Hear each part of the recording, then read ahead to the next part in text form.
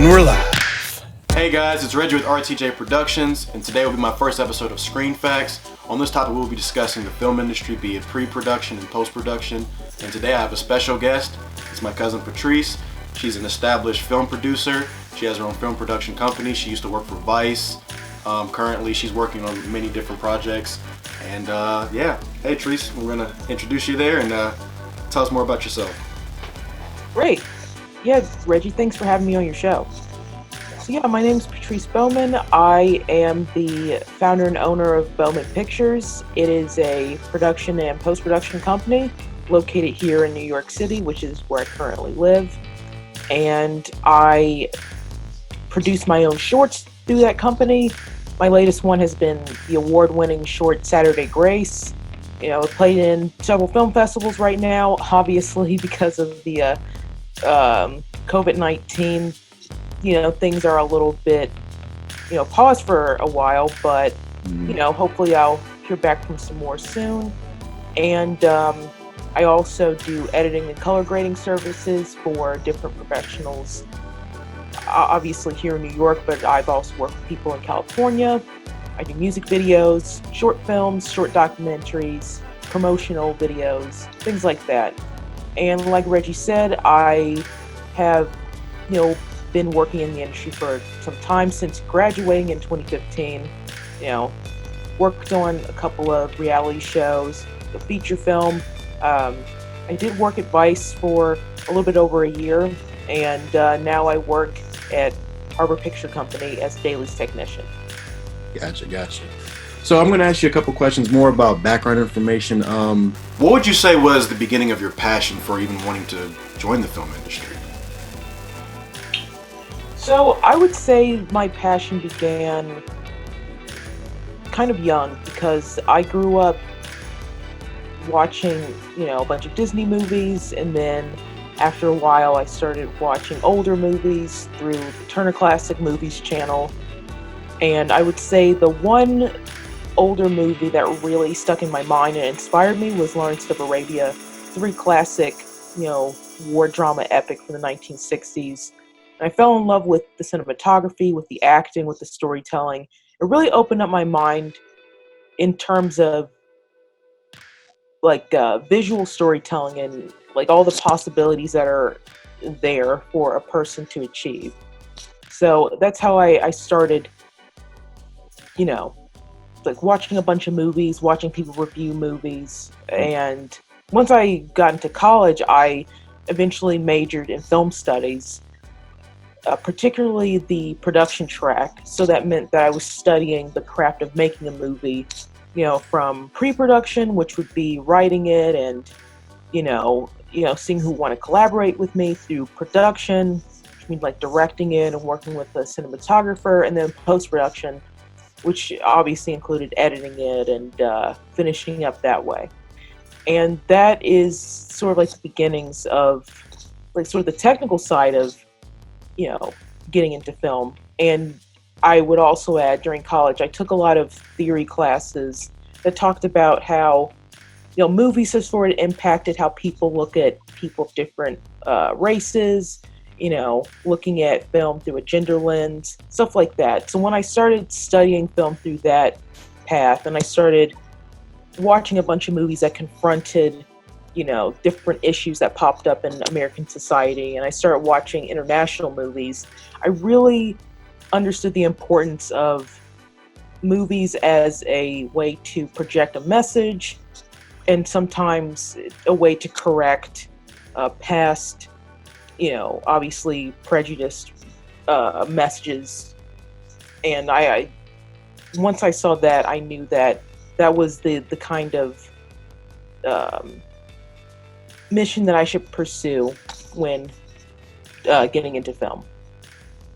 Gotcha. So actually going back on when you said that with the how films are able to help people see different viewpoints and all the different issues we go through in society. I guess going off of the history of film, would you say that movies have gotten a lot better in telling all those different point of views, or would you say it was better in the olden days? What would you say? I mean, I would ask, what do you mean in terms of better? I guess when you, like, for example, when you look at Selma, it's a movie that showed the history of Martin Luther King, and it showed it through the eyes of Selma.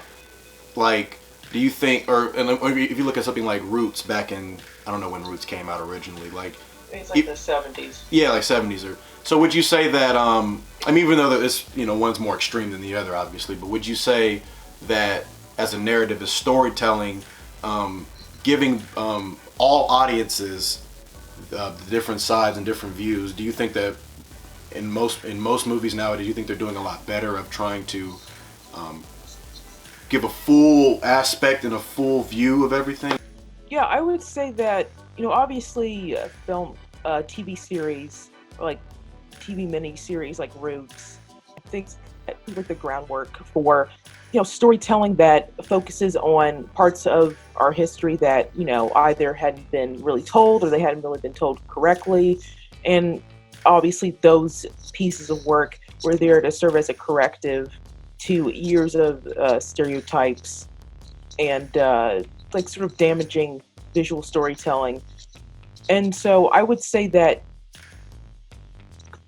they laid the groundwork, and the movies now obviously have more freedom to be way more bold in what they want to say to the audience, what they want to teach. But the only way that we can really get movies like Selma or even like movies like Black Panther, it's like all of that, like as amazing as those movies are, they couldn't really have been done without movies that came out like in the past. So obviously the movies back then, because they were sort of at the forefront of like confronting, prejudice, bigotry, they obviously couldn't be as, they really had to be very careful in their storytelling of obviously confronting horrible things, but they couldn't be too explicit.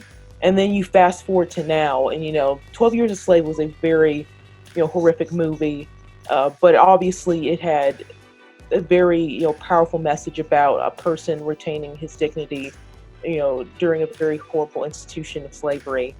And outside of like the historical, part of confronting, racial stereotypes, there's, like I said, Black Panther, which was served as a movie to show people, hey, Black people can lead a superhero movie, and it doesn't have to include a bunch of stereotypes and talk about slavery and all that. Mm-hmm. So movies now, they definitely have more power to explicitly confront more societal issues that we have and to confront prejudices.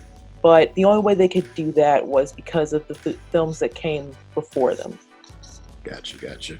So now, looking at the diversity of all the film producers we have now, we have more women producers, we have more people of color. Going from your experience, would you say that even though things are much more diverse now, have you still experienced any prejudice or a lot, or what was your experience and how did that go for you?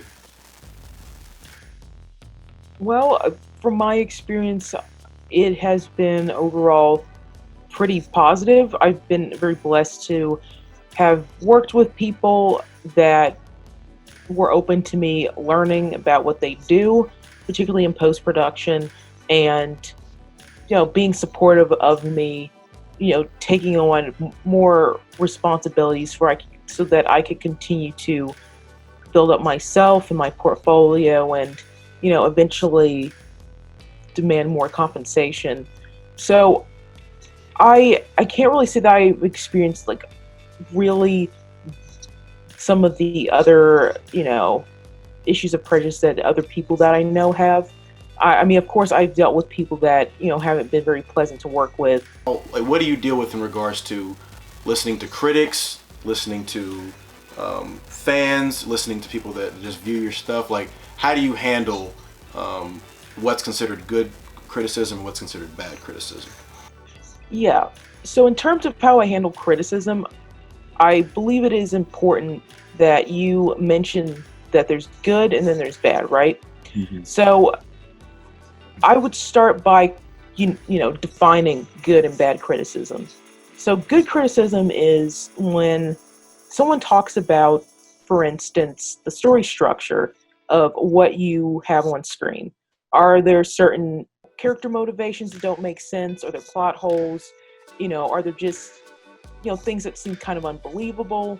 Some things that seem like problematic in terms of how certain types of people are depicted. All of that is very valid criticism. And, if it's obviously grounded in what the person watched and not what they're assuming something is about, then yes, it's also good criticism. Bad criticism is sort of, criticizing something like a piece of work based off of an assumption. Like you're not really, like you haven't watched it, but you're just kind of assuming it based off of maybe some, like a couple of like a synopsis or, maybe a teaser or a trailer, because all those things don't really obviously show the full story. I mean, they're teasers and trailers. They're not really there to tell the story from A to Z. They're supposed to get people interested. Some more bad criticism will probably be, oh, I'm not a fan of this genre. Well, that's, obviously fine. Everyone has preferred genres, but when you're criticizing a piece of work, that doesn't really matter. It's like, in this genre that you're looking at right now, whether it's horror, sci-fi, romantic drama, whatever it is the story working? And I guess another final piece would be just like one piece of criticism that I experienced once while writing a film is, oh, well, does the cast have to be, this diverse? Well, yes, it does. That's not criticism. That's just a preference, and that's a kind of preference that obviously hints at like some more unfortunate implications on that person's part. But again, bad criticism. So that's how I would divide the two. And so I really try to pay attention to the criticism that's obviously from someone who cares about storytelling, cares about storytelling that's impactful, is meaningful, and, is clear and concise. I pay attention to that because I want to continue to grow as a storyteller, particularly a storyteller who promotes stories that focus on usually like women of color, particularly Black women who obviously are who are religious, and maybe they're going through some sort of issue in their lives. Those are the kind of stories that I've been focusing on right now. So someone comes to me and says, hey, I didn't really understand why this character did this, or it was a little bit unclear of like what happened in this particular scene. That's something that I listen to. But, someone saying, hey, I think maybe you should reconsider, the characters, do they all have to be, Black? Do they all have to be women? I don't really listen to that. So it's definitely more of the, hey, let's get better at storytelling, and less of the, these are my preferences that I want. I don't really pay attention to that as much, if that makes sense. That made a lot of sense. Well, I'm looking at someone who's interested in wanting to join the film industry, be it, like you said, pre-production or post-production. What would you say were the biggest struggles you faced, and what advice would you give to someone who's trying to pursue the same route? So my advice to this person that's just about to enter college and knows they want to be a film studies major. Number one, I would say, sort of figure out, this doesn't have to happen immediately, right? Because we're just entering college. But sort of get an idea of what is it about film that you love, because there are a lot of different areas of filmmaking. Because we can talk about like film criticism. There are people who just write about film and they just review it all the time. There are people that are in like the pre-production, like development phase. Obviously production, like on-site, like sound mixers. There are cinematographers. There are, set designers, things like that. And then there's obviously post-production. You have editing, sound editing, things like that.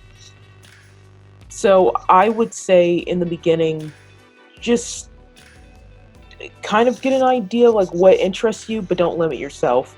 Like take obviously like your introductory courses, learn about the history of film, and always balance it with knowing the technical side of things, because from my experience, having like hard technical skills as opposed to just like writing or things like that can help you stay afloat in this industry a lot more. So I've been able to consistently find some kind of work in post production and compare to perhaps like other parts of the filmmaking process. Alrighty, Patrice, I appreciate you for coming on the show. You taught us so much about the film industry and production, and you probably have inspired a lot of people in the audience that might have the dreams and aspirations of making their own movies or even starring in movies. But I just want to say thank you again. And if you guys enjoyed the episode, like and subscribe. Hopefully this gets more views and we get it out there. And remember guys, no matter where you go and what you're doing, the camera is always rolling.